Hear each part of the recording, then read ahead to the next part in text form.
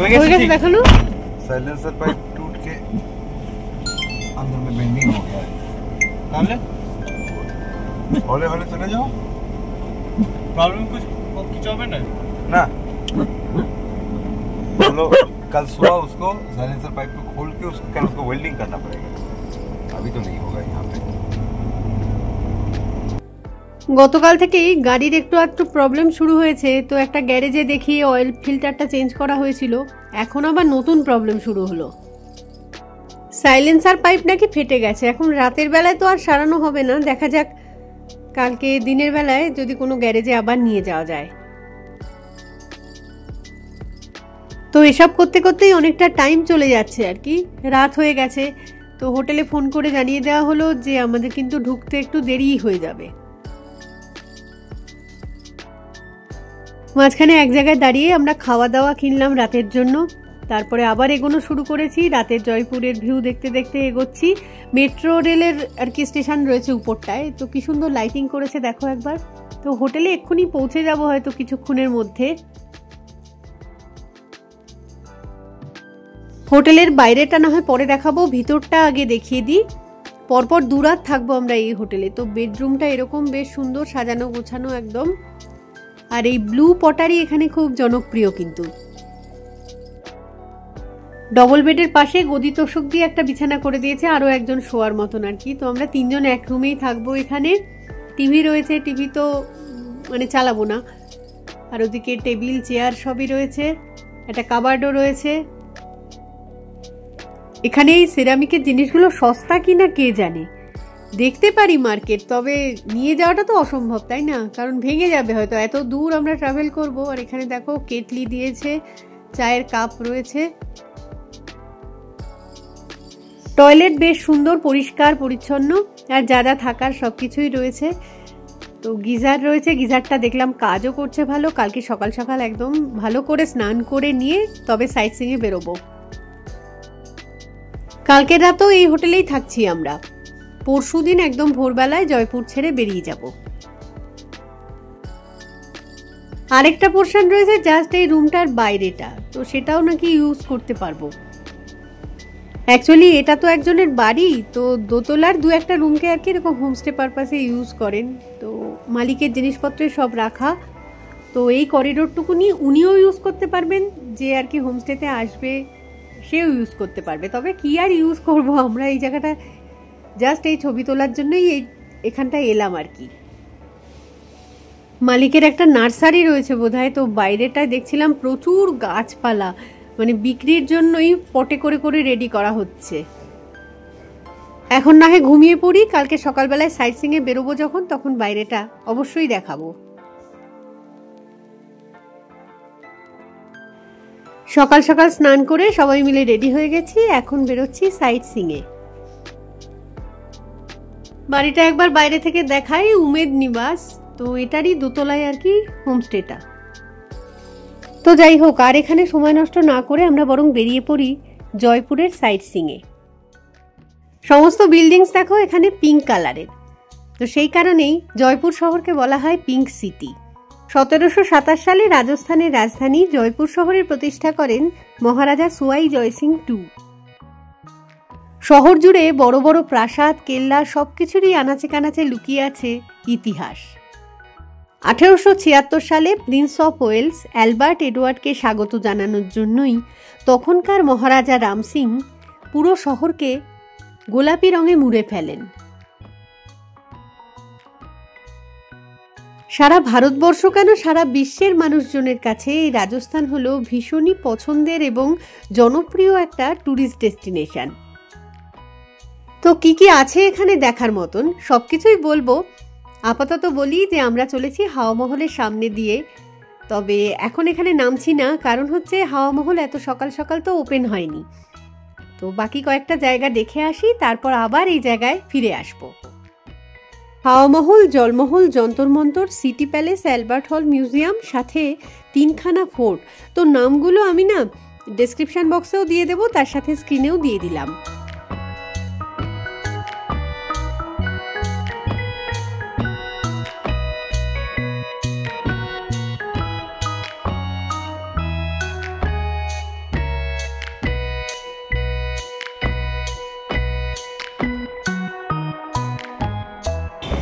এখানে কি কচুরি মানে এই জিনিস ঠিক আছে।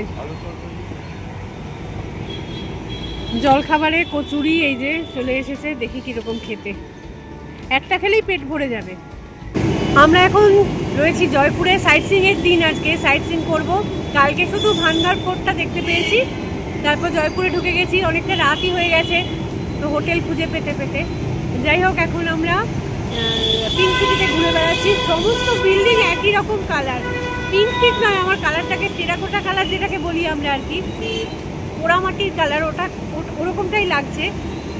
তো সুন্দর লাগছে জিনিসটা, এত সুন্দর করে দোকানপাট সমস্ত কিছু ওই একই রঙের রয়েছে। তবে দোকানপাট এখনো খোলেনি, অনেকটা সকালবেলা।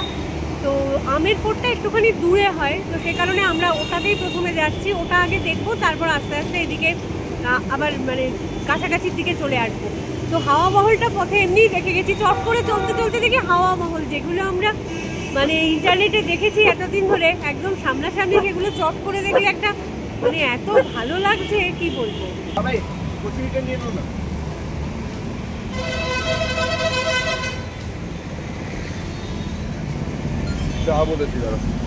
এসে গেছে হাতের সামনে। জয়পুর সিটিতে সাইট সিইং করার মতো অনেকগুলো প্লেস, তবে একদিনের মধ্যে সবকটা তো কমপ্লিট করা যায় না। জেনারেলি 2 দিন থাকতে পারলে সবচেয়ে ভালো হয়। একটা দিন রাখা হচ্ছে সমস্ত ফোর্টগুলো দেখবো, আর একটা দিন যেসব হাওয়া মহল, জলমহল যা যা আছে, অনেকগুলো বাজার আছে, বাপু বাজার, জহুরি বাজার, কেনাকাটা যারা পছন্দ করে ওগুলোতে অবশ্যই যাওয়া উচিত। তো 3টে ফোর্ট জেনারেলি সবাই দেখে, আমরাও চেষ্টা করবো সেটা দেখতে, মানে নাহারগড় ফোর্ট, আমের ফোর্ট, আর একটা হচ্ছে জয়গড় ফোর্ট। তো দেখা যাক কতটা কি টাইমে কুলায় আমাদের। তো চাটা কিন্তু ভীষণ ভালো করেছে, মানে লখনৌতে যেমন এক্সেস চিনি দেওয়া চা খেলাম, যে কোনো দোকানেই যাচ্ছি, এই চাটা মানে অসাধারণ, অতটা চিনি কিন্তু দেয়নি, একদম ঠিকঠাক, একদম পারফেক্ট আছে।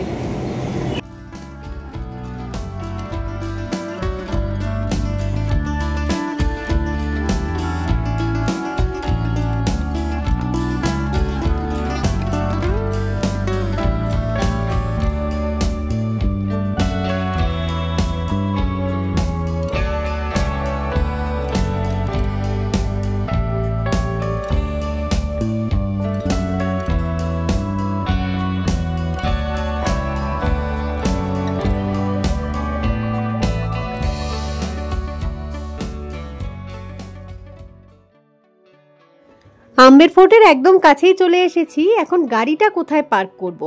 লোকাল লোকজন এই জায়গাটা দেখিয়ে দেবে। এখান থেকে অ্যাকচুয়ালি হাতি বা জিপে চড়ে ফোর্ট অবধি উঠতে হয়। হাতিতে খরচা পার হেড 1500 আর জিপে খরচা পার হেড 500, আর নিজের গাড়ি থাকলে উপরে উঠে গিয়ে 50 টাকা পার্কিং। এই শোনো, এটা শোনো, কে এটা দেখছে যে কি, এটা কি শোনো, এই রাস্তায় সোজা আমাদের ফোর্টের পার্কিং এরিয়া অবধি নিয়ে যাবে।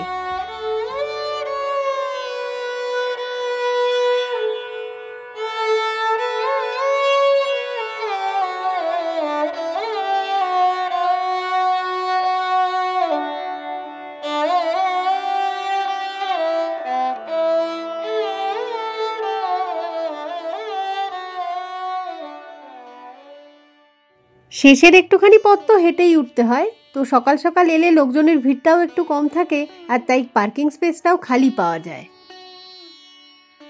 এখানে অফিসিয়াল গাইড চার্জ 400 হলেও মনে তো হচ্ছে যে একটু একটু দরদাম চলে। ভিতরটাতে ঢুকে পড়েছি। তো এই যে বড় একটা জায়গা, খালি জায়গা আর কি পুরো, এটাকে বলছে জালেব চক। আর ওদিকে একটা গেট দেখাই, ওটার নাম হচ্ছে সুরজ পোল। ওই যে গেটটা সামনে, পোল মানে হচ্ছে গেট। তো ওটা পূর্ব দিক, সূর্য উদয় হয়, সেই কারণেই বোধহয় গেটটার নাম দেওয়া হয়েছে সুরজ পোল। এটাই হচ্ছে টিকিট কাউন্টার। তো ইন্ডিয়ানদের জন্য টিকিট হচ্ছে 102 টাকা, স্টুডেন্ট হলে তার 22 টাকা।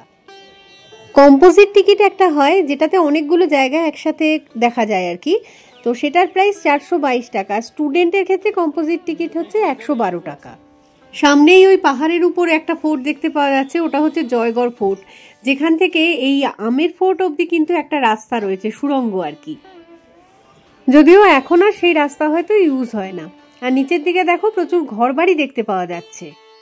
এগুলো সবই হচ্ছে মিনাকারি কারিগরদের ঘরবাড়ি। আর এই প্যালেসটার নাম হচ্ছে কদম্বিনী প্যালেস। আগেকার দিনে রাজাদের রাজতিলক এখানেই হতো। আর উপরে ওই যে বিরাট বড় একটা প্রাচীর দেখতে পাওয়া যাচ্ছে, ভারতবর্ষের ওটা দ্বিতীয় বৃহত্তম প্রাচীর। প্রথম বৃহত্তমটা তো দেখতে পাওয়া যায় কুম্ভলগড় ফোর্টে।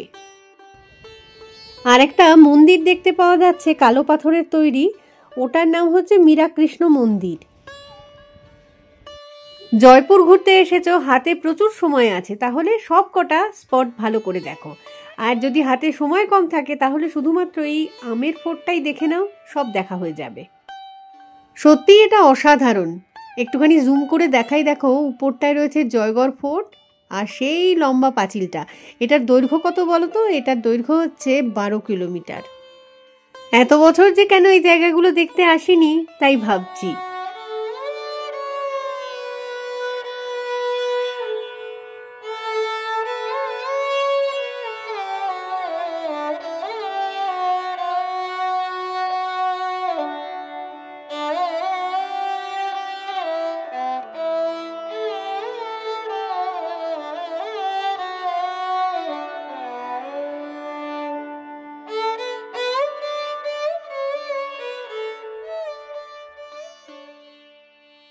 আমাদের দেশের বিভিন্ন প্রান্তের লোকজন তো এসেছেই ঘুরতে, তার চেয়েও বেশি সংখ্যায় এসেছে বিদেশি পর্যটক।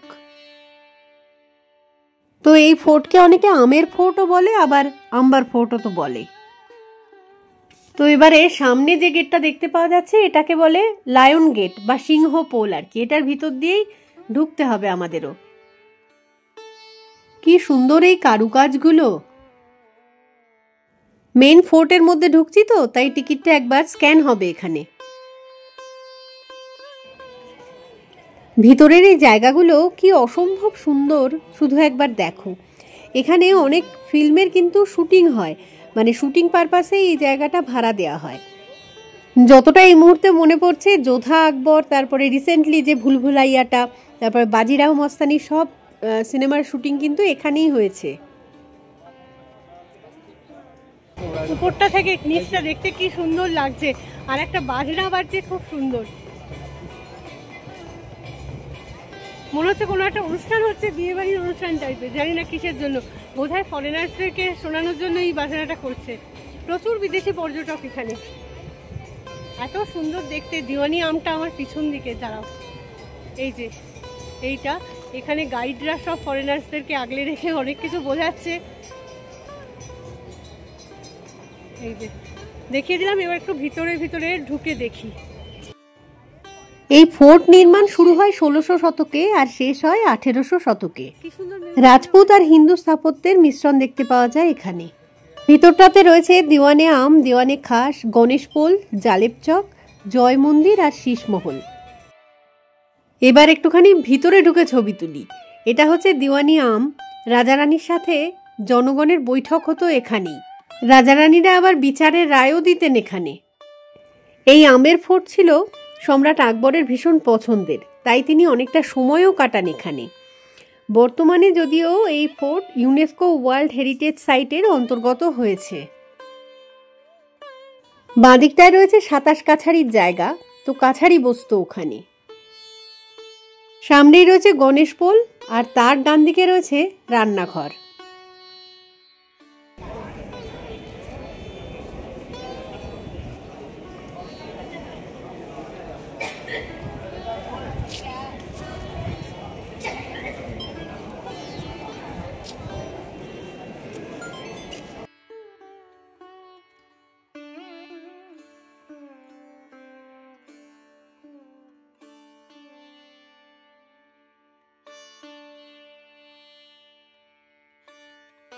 অপূর্ব সব মিনাকারি কাজ এখানে।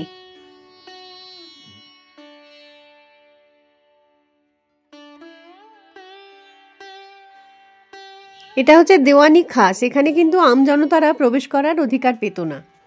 তো শীষমহলটা রয়েছে, ওটাতেও যাবো এক্ষুনি।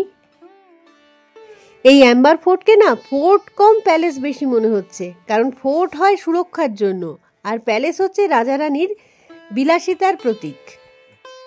এই জায়গাটা হচ্ছে সুক মন্দির। গরমকালে রাজা তার পরিবারের সঙ্গে আর কি এখানেই থাকতো। নানা ধরনের ওয়াটার চ্যানেল ছিল এখানে, যেখান দিয়ে জল প্রবাহিত হলে আর কি পুরো জায়গাটা ন্যাচারাল এসির মতন আরামদায়ক থাকতো।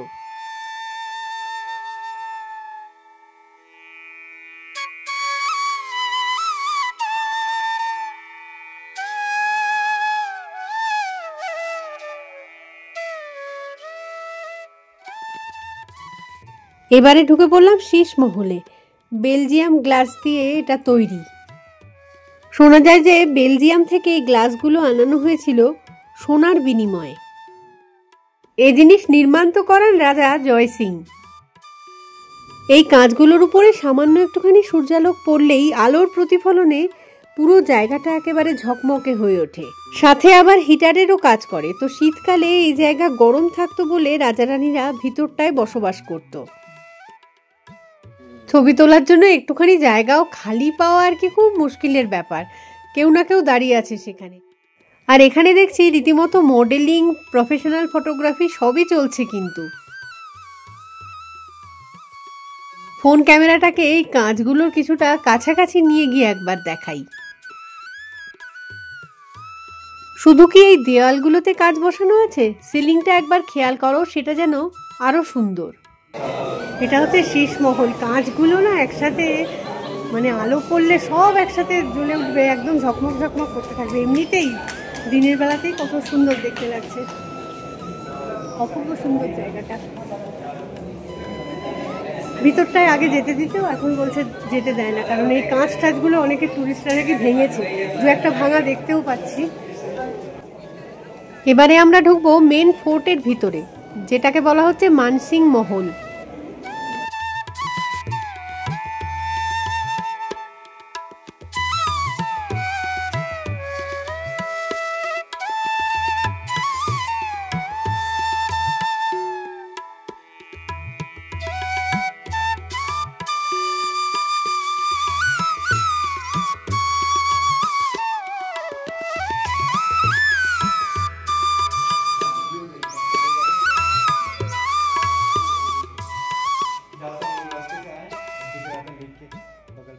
এই যে সামনে যেটা দেখা যাচ্ছে এটা হচ্ছে কেশর বাগ।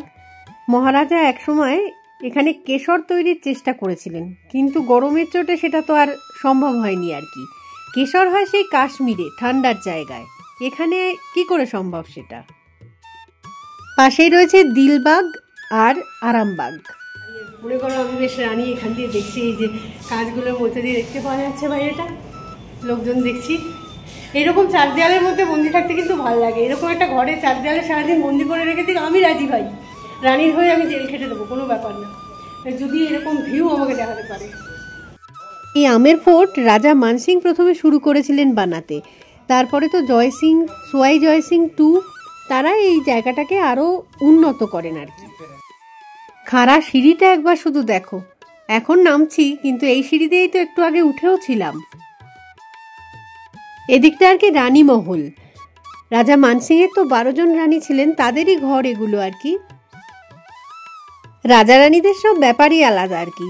রানীদের ঘরে কিন্তু যে কোনো পুরুষ চট করে ঢুকে পড়তে পারতো না। কোনো পুরুষ যদি রানীর ঘরে ভুলবশত ঢুকে পড়তো তো সেটাই হতো তার শেষ দিন।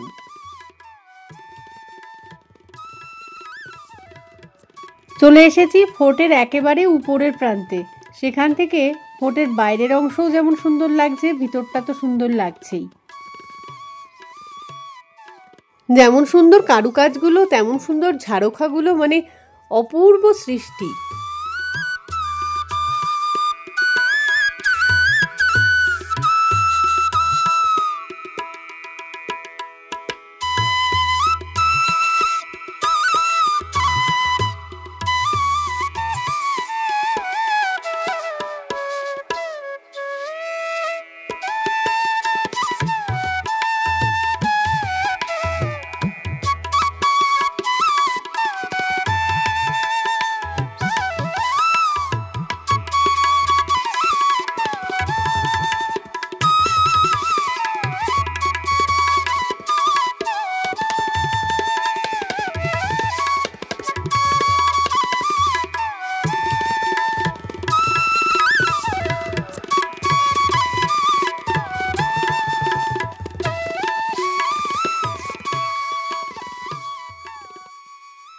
এত বড় ফোর্ট, এত কিছু দেখার জিনিস রয়েছে ভিতরটাতে, অনেকটাই সময় লাগে আর কি দেখতে। তাও তো আমরা তাড়াহুড়ো করেই দেখেছি বলবো। তো যাই হোক, এবারে আস্তে আস্তে নিচে নামতে থাকি।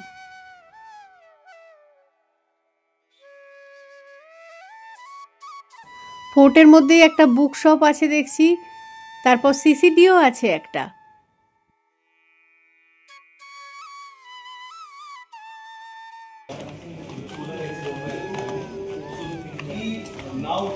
বোধহয় ঠিকঠাক দিক দিয়ে বেরোচ্ছি, জানি না, ঘুরে ঘুরে অনেকক্ষণ ধরে ঘোরাঘুরি করেছি একই জায়গায়। এখানে একটা বন্ধ দরজার বাইরে সুরঙ্কা রাস্তা লেখা রয়েছে, মানে জয়গড় ফোর্টের সাথে সেই কানেক্টেড একটা রাস্তা আছে না, সেটার কথাই বলা হচ্ছে এখানে।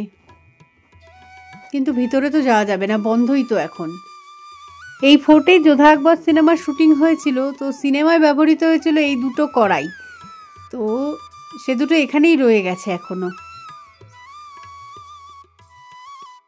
ট্যুরিস্টদের দেখানোর জন্যই রেখে দিয়ে গেছে হয়তো।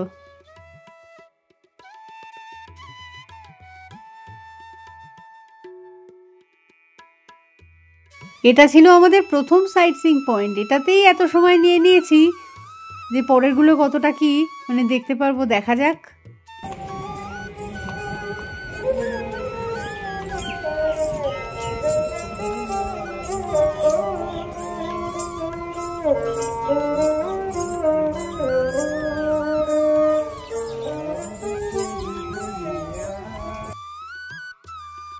কার পার্কিং স্পেসটাতে তো চলে এসেছি, দেখা যাক কোথায় গাড়ি পার্ক করেছে এখন।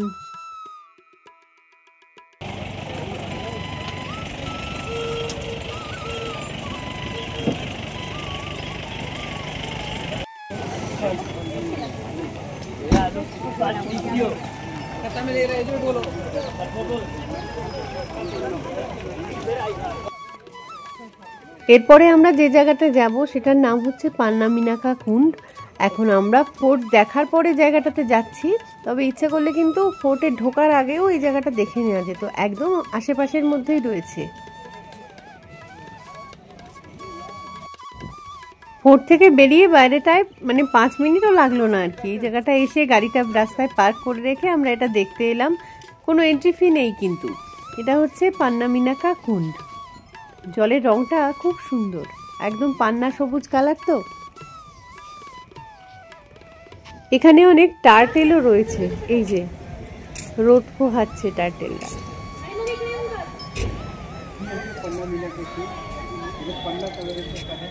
নিচে নামিস, জলে পড়ে যাবি।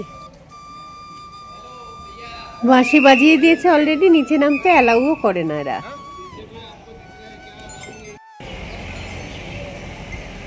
পেছনের এটা হচ্ছে পান্নামিনাকা কুণ্ড।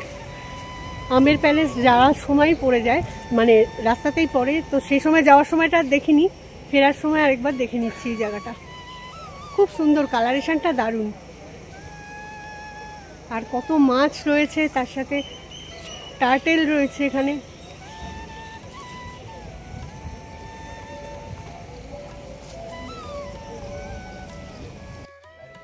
আগে রাজস্থানে জলের প্রচুর ক্রাইসিস ছিল, তো সেই কারণেই এই বাউলিগুলো তৈরি করে রাখা হতো।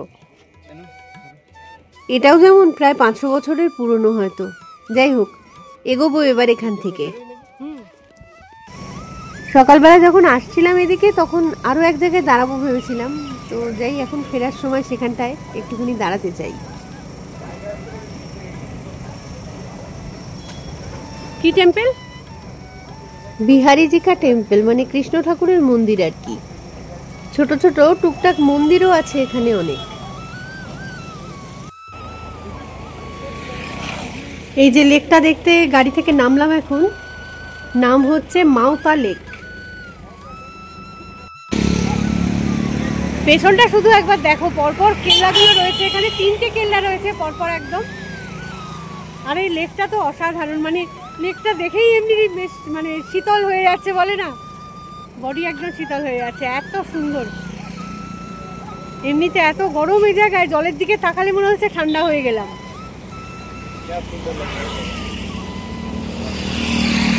একদম রাস্তার পাশেই, এই রাস্তাতেই আমরা এলাম, আবার এখান দিয়ে বেরিয়ে যাচ্ছি। বেরোনোর সময়টা দাঁড়ালাম রাস্তার পাশে গাড়ি পার্ক করে, আর এই যে অসাধারণ সুন্দর লেক, জলের রংটা খুব সুন্দর লাগছে।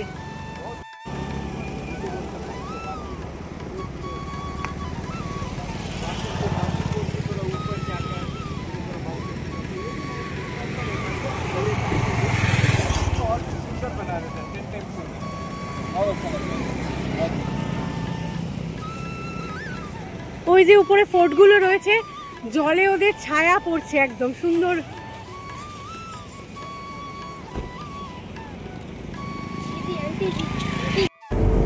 নানুকে ভীষণভাবে মিস করছি। নানু থেকে গেলে পুরোটা কমপ্লিট হয়ে যেত আর কি, 99% কমপ্লিট হবে এখানে, 1% বাকি থেকে যাবে নানুর জন্য। গাড়ি করে এগোতে এগোতেই হাতির সঙ্গে দেখা হচ্ছে, তারপরে উটের সঙ্গে দেখা হচ্ছে। সবটা যদিও ক্যামেরা বন্দি করতে তো পারছি না তাড়াহুড়োয়। সামনে একটা গেট আসছে, ওই গেটটা দিয়ে ভিতরে ঢুকেছিলাম আমরা প্রথম, আবার এটা দিয়ে বেরিয়ে যাচ্ছি। তো রাস্তা কিন্তু ভীষণই ভালো, একটু ন্যারো, তবে কন্ডিশন খুব ভালো। তো আম্বের ফোর্ট বা আম্বের প্যালেস এগুলো তো দেখা কমপ্লিট হলো। এবারে আমরা আবার রওনা দিয়ে দিয়েছি আর এখন যাচ্ছি জয়গড় ফোর্টের উদ্দেশ্যে। আম্বের ফোর্ট আর জয়গড় ফোর্ট দুটোর রং কিন্তু আলাদা, তার মানে দুটো আলাদা জিনিস দিয়ে তৈরি।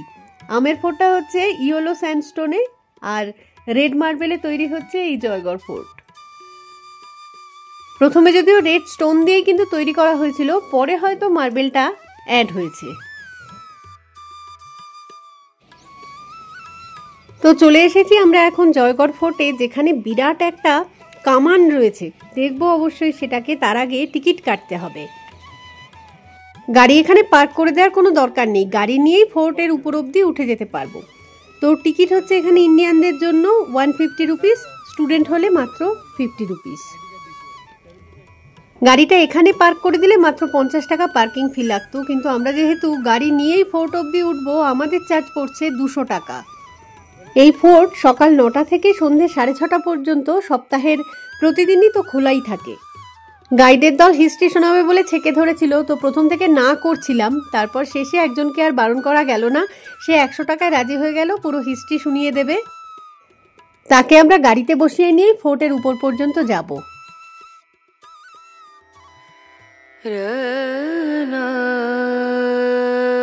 कंप्लीट करने वाले राजा थे सवाई जयसिंह जी।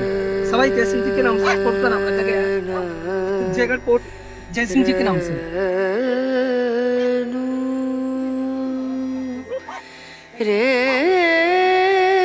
सबसे बाद कंप्लीट करने वाले राजा थे सवाई जयसिंह जी। सवाई जयसिंह जी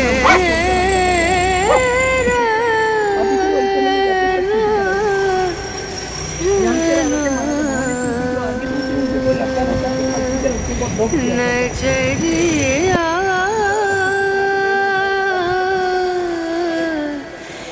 लागे नहीं कहीं हो, नजरिया लागे नहीं कहीं हो।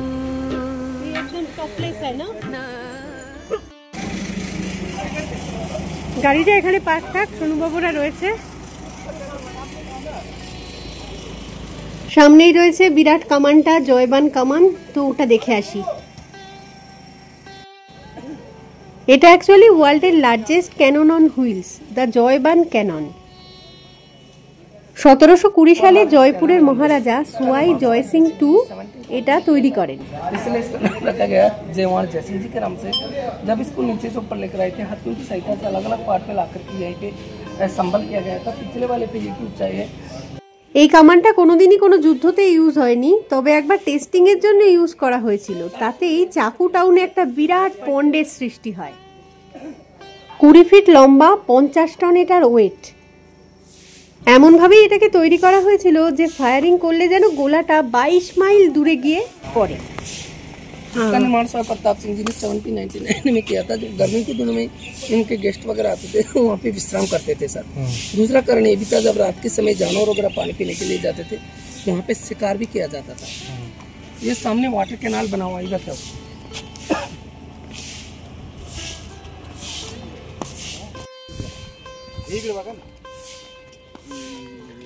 देखिए मैम उधर की साइड में वाटर कैनाल देखी थी, वाटर कैनाल इधर की साइड में आ गया।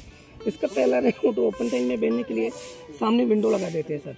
जितना भी गंदा वाला पानी आएगा ओपन टैंक में आएगा, उसके बाद में वाटर कैनाल फिलिंग हो जाएगा तो दो वाले टैंक में पानी आएगा जो पीने के काम में आता है। ये सामने मैम इंडियन एयरपोर्ट रेडार है, यहाँ से 600 किलोमीटर पाकिस्तान बॉर्डर है, जैसलमेर बाड़मेर बीकानेर। तो रेडार के बैक साइड में एक विलेज है सागर।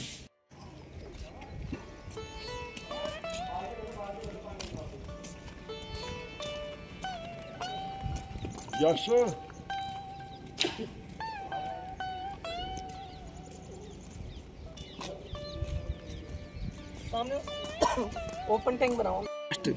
तो अकबर की दुश्मनी थी काबुल में 5 पठानों से, तो अकबर युद्ध करने के लिए मानसिंह जी फर्स्ट को काबुल में भेजे थे। अपने स्टेट बने हुए रहते, वहाँ पे कबीले बने हुए रहते थे मैम। तो 5 कबीलों को जीत के लेके आए थे मानसिंह जी फर्स्ट, इसलिए 5 कलर का झंडा इनके सर तो होती थी। खजाना तो रहेगा सेनापति का, विजय की राजा की जितना भी खजाना जीत के लाते थे वो तो मानसिंह जी फर्स्ट का विजय होती थी अकबर की।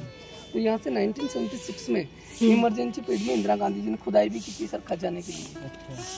अच्छा। तो वो में सवाई देखने जी को सवाई का टाइटल दिया था। अच्छा।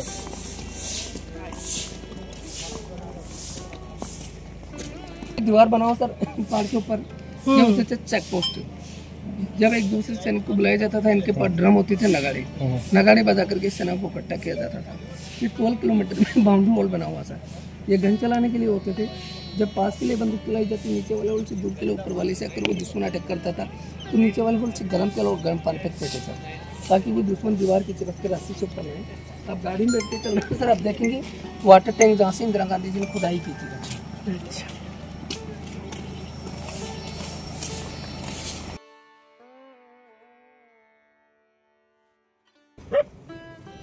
গাইড মোটামুটি আমাদের ভালোই বুঝিয়েছে, তবে এই জয়গড় ফোর্টে খুব বেশি কিছু দেখার মতন কিন্তু নেই। যে হারে টিকিটের প্রাইস, ভাবলাম বোধহয় অনেক কিছু থাকবে, ততটা কিছু নয়। আসলে আম্বের ফোর্টটা আগে দেখে নিলে তারপরে সব ফোর্টই বোধহয় ফিকে পড়ে যায়। আম্বের ফোর্টেই দেখিয়েছিলাম যে একটা সুড়ঙ্গ রয়েছে, যে সুড়ঙ্গের মাধ্যমে আম্বের ফোর্ট আর এই জয়গড় ফোর্ট কানেক্টেড। আগে সেই রাস্তা দিয়ে যাওয়া আসা করা যেত, তবে এখন পথটা বন্ধই রাখা হয়েছে। এই জয়গড় ফোর্টের মধ্যেই একটা মন্দির আর একটা মিউজিয়াম রয়েছে, আর গাইড সবশেষে কেনাকাটার দোকানে একটা নিয়ে যাবে। যদিও সেখানে সবকিছু কস্টলি বলে আমরা কিছুই কিনিনি, ছবিও তুলিনি। সবশেষে একটা গুপ্ত সুড়ঙ্গের মধ্যে গাইড আমাদের নিয়ে গেল, যেখানে গুপ্তধনের আশায় নাকি ইন্দিরা গান্ধী খনন কার্য করেছিলেন। 40 फीट गहरा मैम, इसकी गैलन है 60 लाख गैलन वाटर कैपेसिटी। अगर 10,000 आदमी रोजाना पानी पिए तो इसका पानी चलेगा मैम 2 साल तक। 81 पिलर्स के ऊपर इसकी छत टिकी हुई, इसकी छत पूरी चूने और पत्थर की बनी हुई है।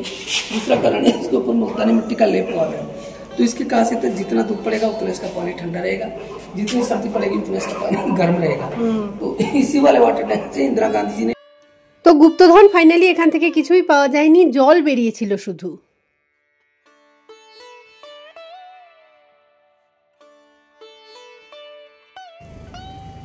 তো জয়গড় ফোর্ট দেখাশোনা কমপ্লিট, এবার এখান থেকে বেরিয়ে যাওয়ার পালা।